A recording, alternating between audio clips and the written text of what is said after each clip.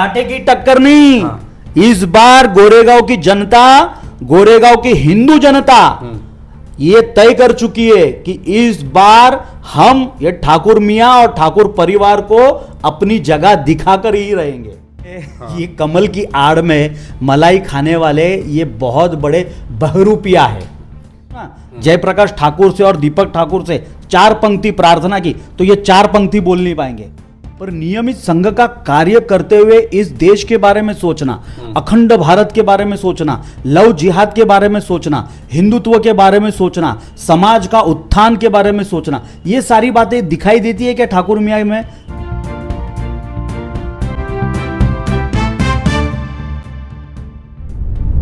गोरेगांव में अगर किसी से बात करनी है राजनीति के बारे में, धर्म के बारे में और समाज के बारे में, तो वो है मिलिंद कापड़े जी। मिलिंद कापड़े जी, हमारे चैनल पे आपका स्वागत है। नमस्ते, बहुत बहुत आपका धन्यवाद कि हमारे आपके माध्यम से हमारी बातें लोगों तक पहुंचती है। एक चीज़ के बारे में मैं आपके पास खास करके आया हूँ कि गोरेगांव की जो इस समय की राजनीति चल रही है, इस पे पहले हम चर्चा करेंगे, फिर महाराष्ट्र पे आते हैं। सबसे पहली बात तो कुछ दिन पहले ही ऐसा पता चला था कि आप अपने ही पार्टी के गठबंधन के कैंडिडेट के विरोध में जा रहे थे, उसका क्या कारण था? देखिए, ऐसा है कि 2014 में जब शिवसेना फूटी नहीं थी, शिवसेना के 2 टुकड़े हुए नहीं थे, शिंदे साहब जब शिवसेना से बाहर नहीं थे तो शिवसेना एक बड़ी एक पार्टी थी। उस समय भी 2014 में भी मैंने सुभाष देसाई जी का यहाँ पे विरोध किया था, और विरोध इसके लिए किया था क्योंकि एक परिवार की मक्तेदारी हो रही थी, एक व्यक्ति की मक्तेदारी हो रही थी। और आप यदि देखोगे तो गोरेगांव की जनता इतनी सतर्क है कि वो 2 बार से ज़्यादा किसी प्रत्याशी को यहाँ पर जीतने नहीं देती है, तीसरी बार तो आने ही नहीं देती है। अब विषय ऐसा आया कि 2014 ये बीजेपी को सीट गई और ठाकुर मियाँ, जो मैं बोलता हूँ हमेशा, जयप्रकाश ठाकुर मियाँ, उनकी पत्नी 8वीं पास, माननीय विद्याताई ठाकुर 8वीं पास है, उनको टिकट मिली 2014 में। 2019 में वे आए, चुन कर आए, और उसमें हम लोगों का बहुत बड़ा योगदान था। मैं संघ का 3य वर्ष होने के कारण हम लोगों का बहुत बड़ा योगदान था। मैंने विरोध इसलिए शुरू किया क्योंकि ये एक परिवार का परिवारवाद वहाँ पर होना शुरू हो गया। कहूँगा कि आपने जयप्रकाश ठाकुर जी को एक शब्द से संबोधित किया और आपने कहा कि मैं 3य वर्ष संघ का आदमी हूँ। तो ऐसे तो वो भी तो पूरा परिवार कहता है कि मैं संघ का आदमी हूँ और संघ से जुड़ा हुआ हूँ, तो उसके बारे में क्या कहना है आपका? देखिए, एक ही संघ के होते हुए एक कैसे विरोधक? देखिए, संघ का स्वयंसेवक होना और संघ का स्वयंसेवक होने के बाद शिक्षा वर्ग प्राप्त करना, ये 2 अलग बातें हैं। संघ का स्वयंसेवक तो हर कोई हो सकता है। आप भी एक बार अगर संघ में गए, नमस्ते सदा वत्सल्य यदि आपने कर दिया तो आप संघ के स्वयंसेवक हैं। पर नियमित संघ का कार्य करते हुए इस देश के बारे में सोचना, अखंड भारत के बारे में सोचना, लव जिहाद के बारे में सोचना, हिंदुत्व के बारे में सोचना, समाज का उत्थान के बारे में सोचना, ये सारी बातें दिखाई देती है क्या ठाकुर मियां में? कहीं नहीं दिखाई देती है। और रहा विषय संघ का, ये केवल और केवल विजयादशमी के दिन फैंसी ड्रेस कंपटीशन किस प्रकार होता है, वैसा ये फैंसी ड्रेस के तहत ये संघ का गणवेश धारण करते हैं और नमस्ते सदा वत्सल्य करते हैं। 4 पंक्तियां यदि प्रार्थना की पूछ लूँ ना, जयप्रकाश ठाकुर से और दीपक ठाकुर से 4 पंक्ति प्रार्थना की तो ये 4 पंक्ति बोल नहीं पाएंगे। और मेरे पे संघ का स्टैंप लगा हुआ है 3य वर्ष शिक्षित का, और गोरेगांव में कोई भी डिनाई नहीं कर सकता। ये इन्होंने कौन सा वर्ग किया है जरा कभी आके बताए? प्रारंभिक, प्राथमिक या द्वितीय या तृतीय कौन सा वर्ग किया है जरा बताए? यही मैं बोलना चाहता हूं ना कि संघ में जाना और संघ का कार्य करना, ये दोनों अलग बातें हैं। यानी कि आपके मुताबिक वो संघ के सेवक हैं, ना कि वो संघ से कोई, ये संघ की आड़ में, ये कमल की आड़ में मलाई खाने वाले ये बहुत बड़े बहरूपिया है। आपको क्या लगता है कि ये जो 2 कैंडिडेट हैं, इन 2 कैंडिडेटों में किसने काम किया, किसने नहीं किया, और उनकी हार जीत का क्या फैसला होने वाला है, क्योंकि आप जनता में जाते रहते हैं? देखिए, 2 कैंडिडेट कौन है वो मुझे पता नहीं है, और मैं जानना भी नहीं चाहता हूँ। मैं जानना चाहता हूँ, मैं बताना चाहता हूँ, 13 कैंडिडेट है। 13 कैंडिडेट में से मेरा विरोध है जो 10 साल जिसको हमने चुन के दिया था, 10 साल जिन्होंने इस गोरेगांव पे आमदार बनकर राज किया था, वो ठाकुर मियां और उनकी पत्नी है।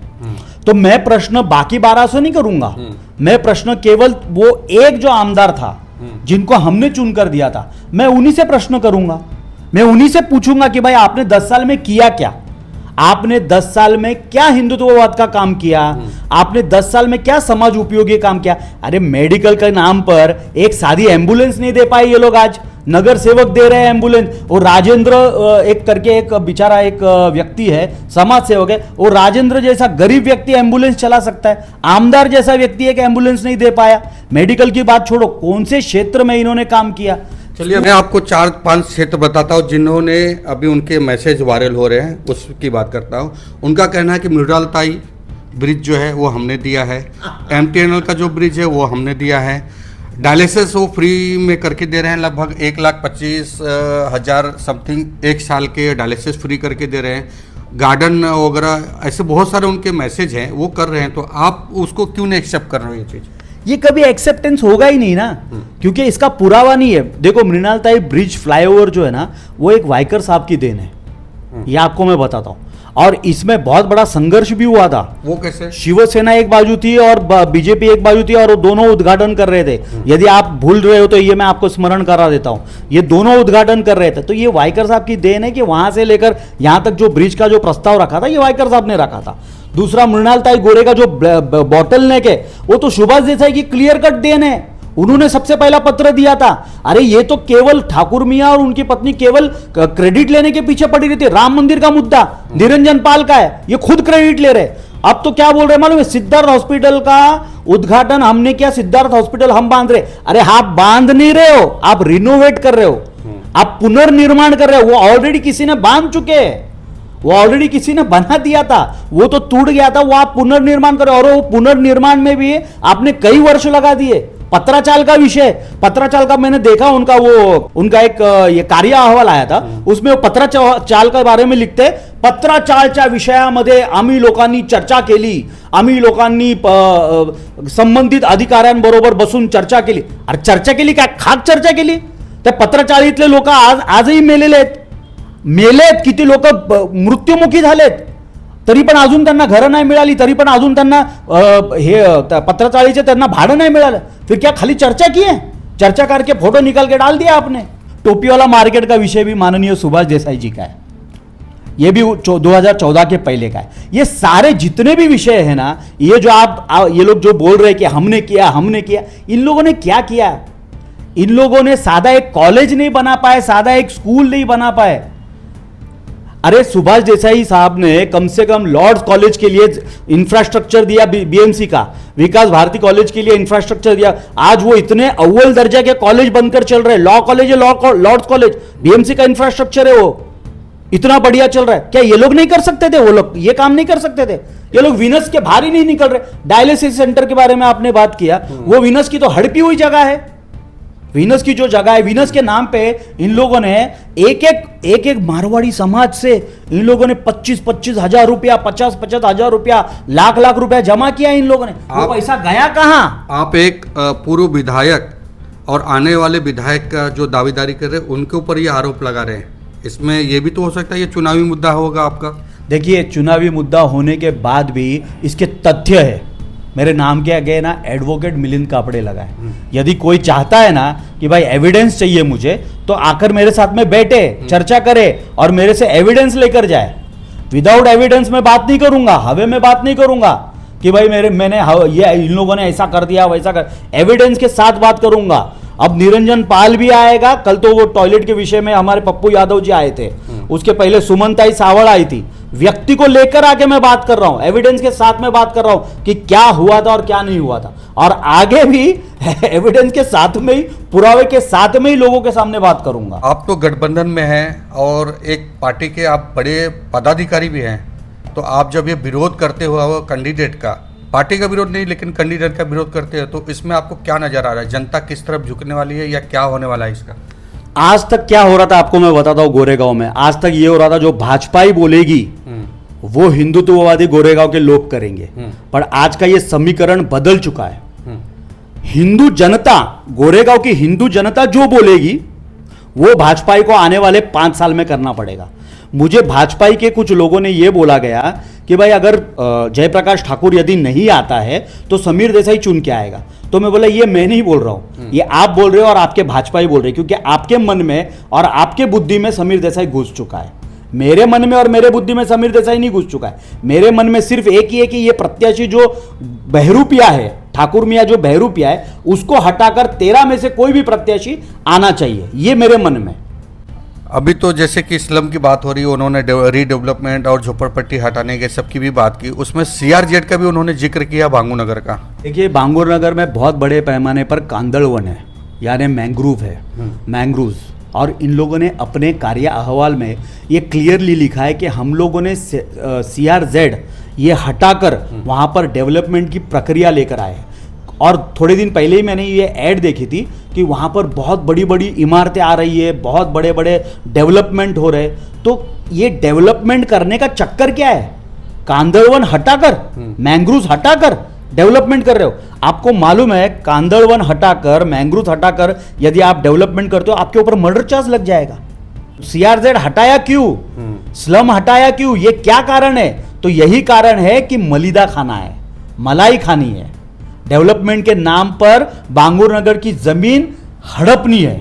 भगत सिंह नगर नंबर 1 है, इंदिरा नगर है, भगत सिंह नगर नंबर 2 है, लक्ष्मी नगर है, ये भी तो झोपड़पट्टी है ना। इसको डेवलपमेंट क्यों नहीं किया? आप बोलते हो कि शिवसेना के सरकार में शिवसेना ने, सुभाष देसाई साहब ने कुछ नहीं किया।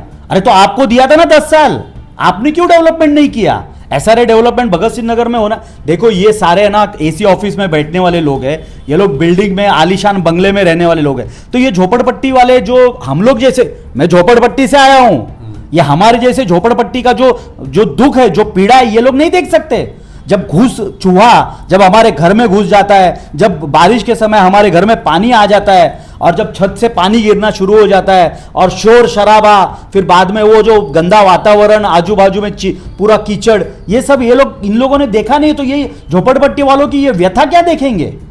तो ये लोग क्या डेवलपमेंट के बारे में सोचेंगे? अरे डेवलपमेंट सोचने के लिए, डेवलपमेंट करने के लिए पढ़ा लिखा होना भी जरूरी है ना।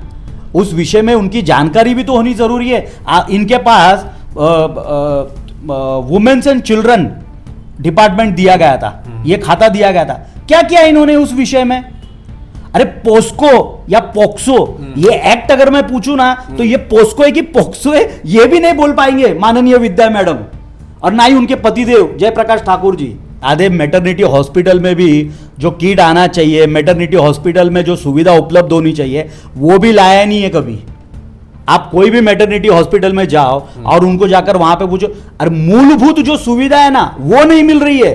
वो जो महिलाओं को जो किट आना है, महिलाओं को जो उनको जो सुविधा मिलनी है, वो ऊपर से जो सुविधा आनी है, वो तो छोड़ो, वो तो दूरदृष्टि, वो तो दूर की बात हो गई। सादी मूलभूत सुविधा भी नहीं आई है। प्रेम नगर में एक सादी बालवाड़ी नहीं बनाई इन लोगों ने कभी।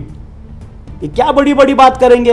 कभी आओ चर्चा में, मैंने कहा सामने आकर चर्चा में बैठो, चर्चा करते हैं इस विषय पे, और ऑनलाइन उसका डिबेट या ऑनलाइन उसकी चर्चा हम लोगों को बताते। तो आने के लिए तैयार नहीं है ये मेरे साथ में। चलो ये तो थी गोरेगांव की राजनीति।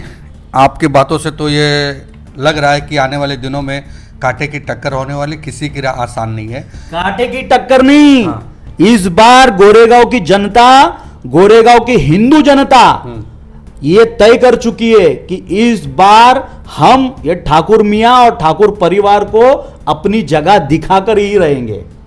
चलिए आप जैसा बोलते हैं तो ऐसा कुछ होगा ही। अब हम बात करते हैं महाराष्ट्र के। शिंदे गुट की कितने सीट निकलने वाली है और इस पे आने वाले दिनों में क्या आप सोचते हो कि किस तरह की सरकार बनने वाली है? युति धर्म का पालन, इसका ज्ञान तो मुझे बहुत लोगों ने आकर बांटा।